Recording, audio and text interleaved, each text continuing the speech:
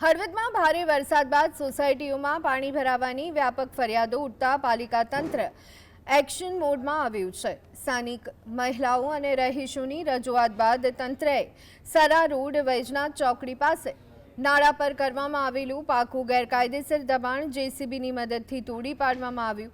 તો સ્થાનિકોએ આક્ષેપ કર્યો કે નાળું અડધું બંધ હોવાને કારણે પાણીનો નિકાલ અટક્યો હતો। આ દબાણ દૂર થવાથી વરસાદી પાણીનો માર્ગ એ ખુલ્લો થયો છે।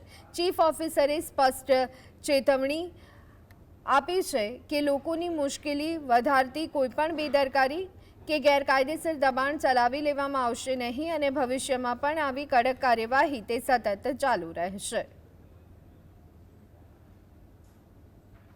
વગેરે આજુબાજુના ગામનું પાણી હળવદ સિટીમાં આવતું હોય અને હળવદ સિટીમાં જે ઓકળો છે એમાં ઉપર 2-3 નાલા છે જે ખરેખર જરૂરિયાત કરતાં નાના બનેલા છે, જેના કારણે પાણીનો પ્રવાહ અવરોધાયેલ હોય। આજે તાત્કાલિક અસરથી 2 થી 3 નાલા છે એ ખૂબ નાના હોય અને પાણીનો અવરોધ થતો હોય, તોડવાની જરૂરિયાત હોય। નગરપાલિકા દ્વારા તાત્કાલિક અસરથી આ નાલા તોડવાની કામગીરી હાથ ધરેલ છે।